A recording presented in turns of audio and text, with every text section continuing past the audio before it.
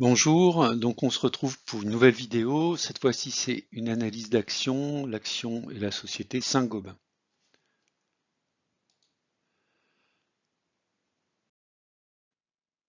Alors avertissement, je ne suis pas conseiller financier. Cette vidéo n'a pas pour but de vous proposer un quelconque placement financier ou un conseil d'achat, mais uniquement un but pédagogique et de partage. Vous restez responsable de vos investissements.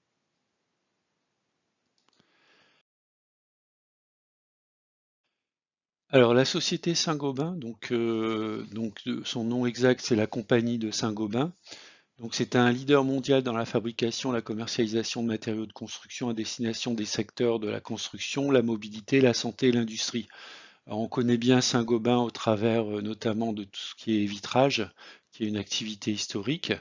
Hein, donc principalement l'activité va tourner autour de tout ce qui est vitrage, étanchéité, également des matériaux de construction pour des produits extérieurs, notamment la partie isolation, canalisation, mortier industriel et matériaux de gypse. Voilà, donc, et puis des solutions de haute performance dans le prolongement, donc tout ce qui est produits céramiques, des produits abrasifs. Le chiffre d'affaires de Saint-Gobain est de 51,2 milliards d'euros en 2022. Les effectifs, 166 000 collaborateurs, une présence internationale dans 76 pays, même si la majorité du chiffre d'affaires est réalisé en Europe et Moyen-Orient, ce qu'on appelle la zone IMIA. 15% en Amérique, 4% en Asie-Pacifique.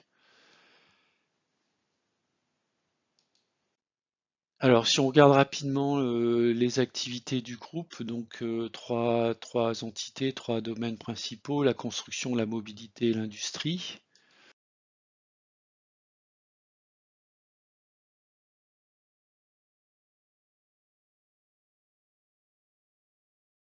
Donc sur la partie construction, si on regarde un petit peu au travers de ce schéma, donc on va retrouver tout ce qui est solution pour l'isolation, donc notamment l'isolation des murs, le vitrage, tout ce qui est étanchéité également. Donc les solutions pour par exemple les mortiers d'imperméabilisation de piscine, d'étanchéité de sous-sol, des adjuvants haute performance pour les structures béton par exemple.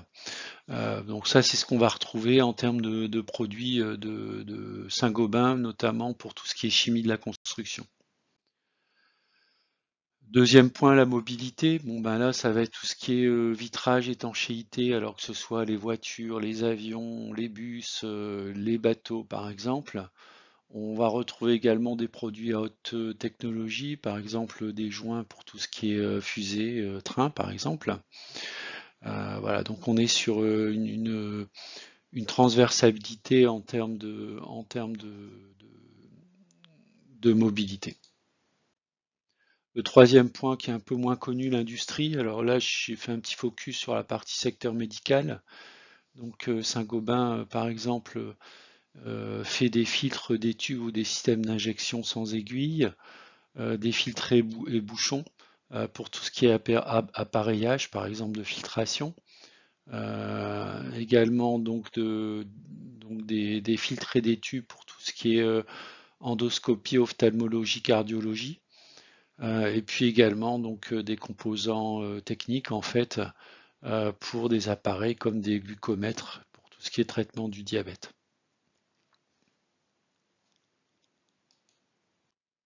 Alors si on regarde maintenant les marques, il y a énormément de marques dans le groupe Saint-Gobain.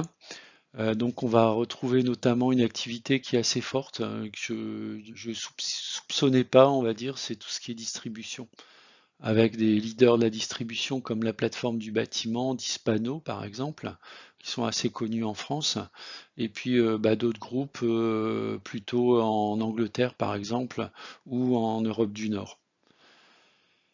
Donc je vous laisse regarder, et puis voilà, par exemple France Pare-Brise pour tout ce qui est remplacement en fait de pare-brise, notamment automobile.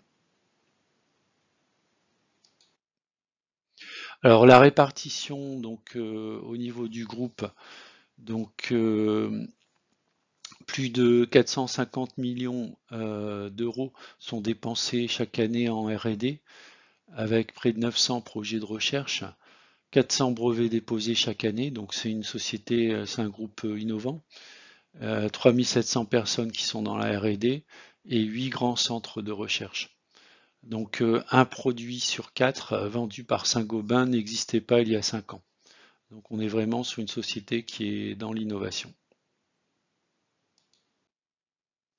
Si on regarde maintenant les chiffres clés, alors sur un revenu donc des 50 millions, on a un EBITDA donc qui tourne autour de 6-7 millions.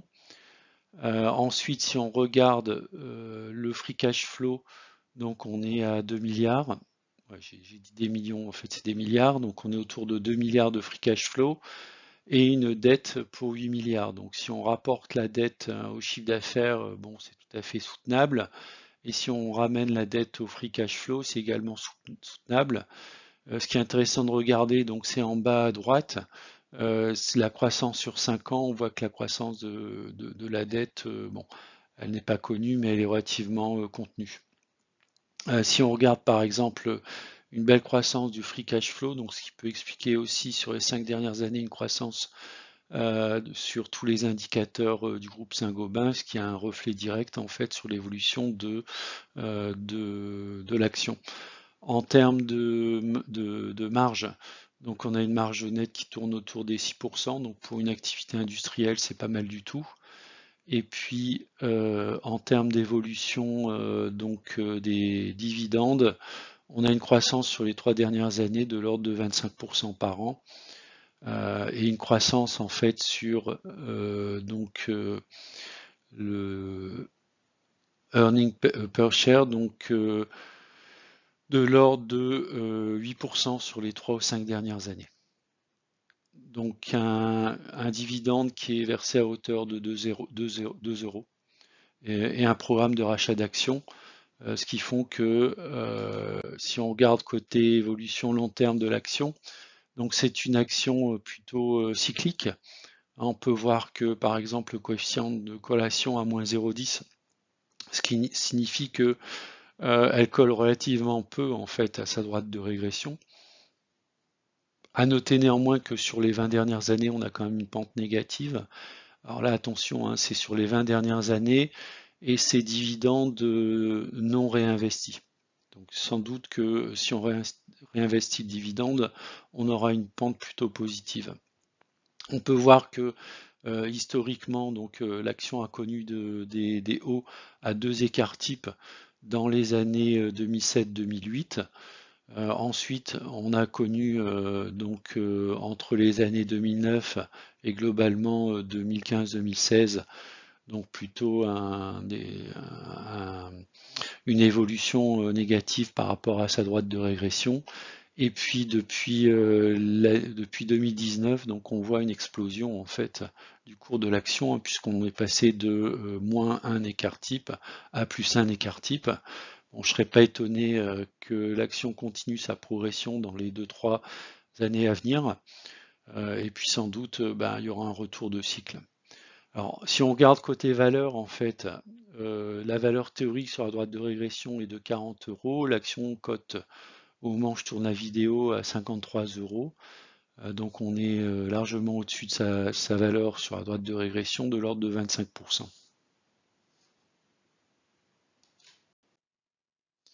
Si on fait une analyse cette fois-ci non pas à long terme mais plutôt moyen terme, donc on a un joli canal haussier depuis le mois d'octobre de l'année 2022.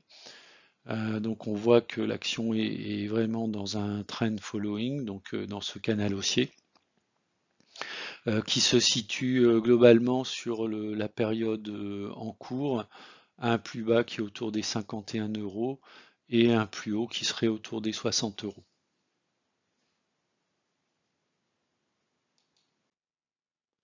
Alors quels seraient les points d'entrée?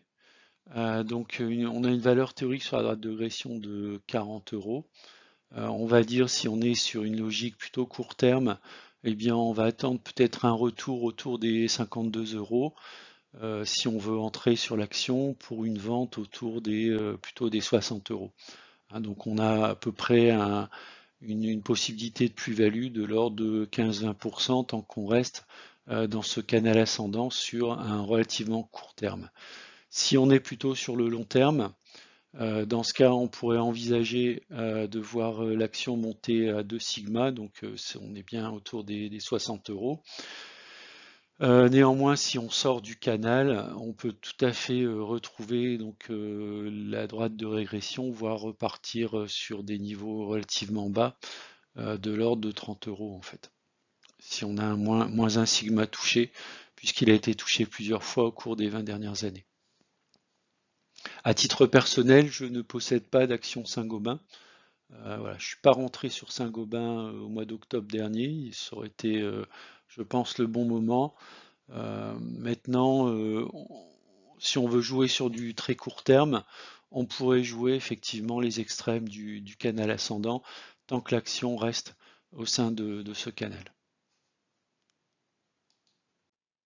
Voilà, c'est la fin de la vidéo. Je vous remercie de l'avoir regardé. Je vous dis à bientôt.